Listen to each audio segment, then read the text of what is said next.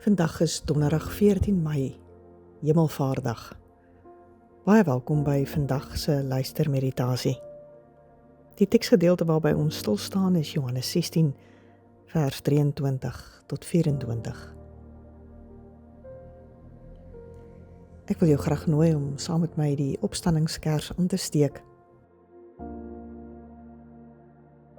En aan ons stil word wil ek jou veral nooi om vir 'n oomblik met die gedagte te sit van hemelvaart en ons geloofsbelijdenis, dat ons glo en bely dat hierdie Jesus in wie ons glo opgevaar het na die hemel en dat hy sit aan die regterhand van die Vader en dat hy pleit vir ons. Word in hierdie oomblik stil met die gedagte dat Jesus by God sit en vir jou bid, vir jou intree, by God pleit vir jou mense, vir hierdie wêreld waarvan ons deel is, wat gebuk staan onder oorloë en geweld, rampe, vloede. Sit vir 'n oomblik en beleef hoe Jesus pleit by die Vader vir jou en vir die ganse wêreld.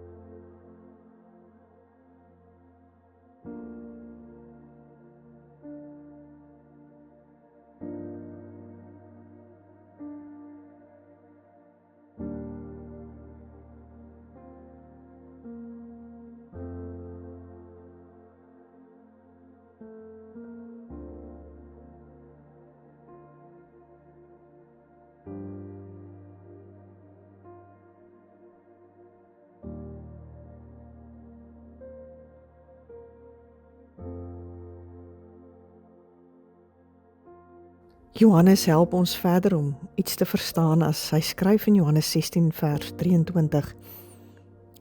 Dit verseker ek julle, wat julle die Vader ook al in my naam sal bid, sal hy vir julle gee. Tot nou toe het julle nog nie in my naam gebid nie. Bid en julle sal ontvang, sodat julle blydskap volkome kan wees.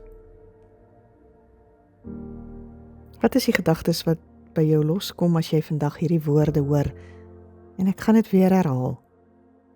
Dit verseker ek julle, wat julle die Vader ook al in my naam sal bid, sal hy vir julle gee. Tot nou toe het julle nog nie in my naam gebid nie.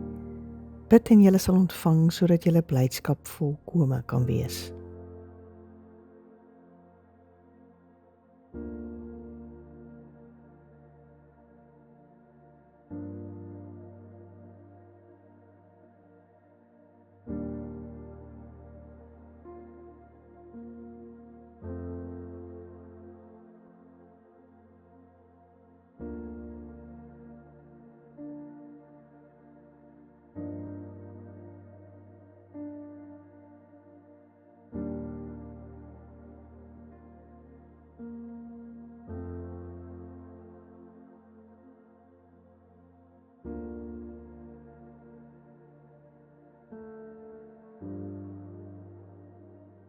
Dit is so dat die meeste van ons geneig is om ons diepere geheime, probleme, ons verleenthede en bekommernisse vir onsself te hou. Dit selfs 'n bietjie weg te steek van ander, soms selfs van onsself, en eintlik maar alleen daarmee te worstel. Dit gebeur dikwels ook in ons geloofslewe. Dit is om in ons verhouding met God sekere dinge net vir onsself te hou, net te voel of ons eers daaroor moet dink. Dit eers bietjie moet uitklaar en uitwerk voor ons dit na God toe bring. Mens voel eintlik so half of ons nie vir God daarmee kan ophou nie, daarmee moet pla nie. Iemand skryf en sê dis byna soos met 'n ouer buurman wat een keer tong in die kies teenoor hom opgemerk het. Wat sal God, indien God wel bestaan, hom of haar nou aan al my nonsens steur? Dalk is daar iets in hierdie opmerking wat so 'n bietjie resoneer ook in jou. Maar die waarheid van die evangelie is dat God hom juis aan al ons nonsens steur. Dat die God van Jesus selfs daarna verlang dat ons met hom sal praat oor alles in ons lewens, veral daardie dinge wat ons pla of verleë laat of skuldig laat voel. Dit wat ons om watter rede ook al weghou, of wat ons selfs as onbenullig op 'n manier mag ag.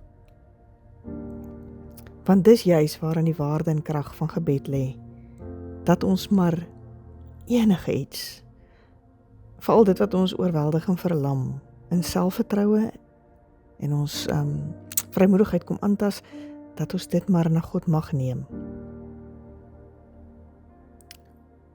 Ook mag ons maar vertrou dat die God van Jesus na ons luister en dat hy ons wil help. Selfs soms onverwagse uitkomste wil gee, al lyk dit soms anders as wat ons gedink het of gehoop het. Ook daar waar ons verwagtinge en ons geduld dalk 'n nulpunt bereik het.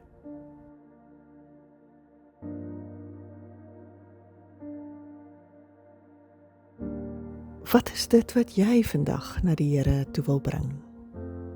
Dalk 'n bietjie van daai nonsens, waarmee jy die Here nie wil ophou nie, maar wat tog in jou eie hart lê. Gebruik die oomblik daarvoor.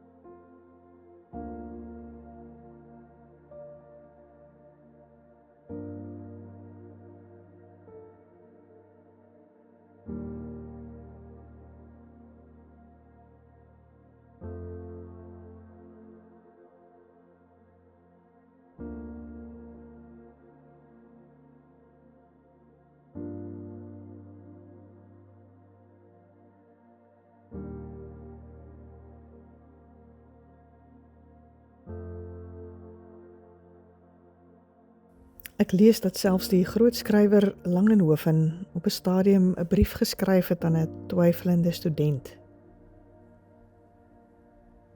Hy skryf: "Toe ek 'n kind was, het ek niks geskroom om die Almagtige te soebat om my siek hondjie tog nie te laat doodgaan nie.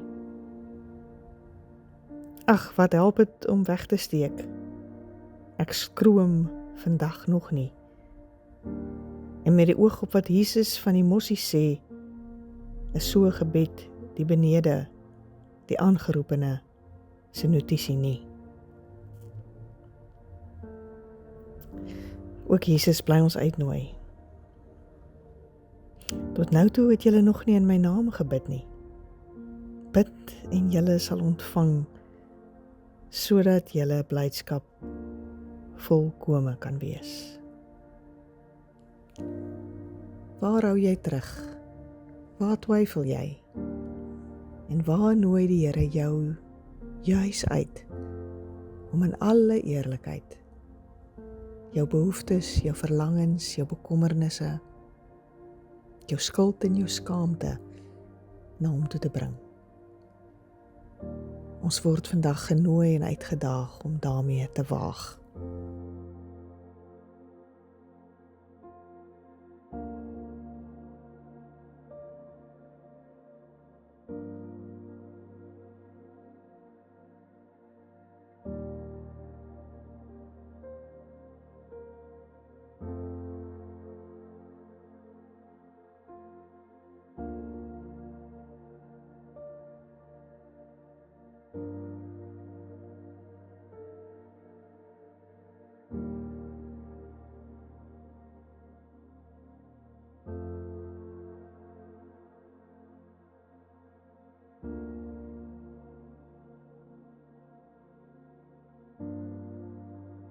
Here, dankie dat U my nooi net soos ek is met alles wat ek het. Dankie dat ek kan instap in U liefdevolle arms, kan kom sit en kan weet,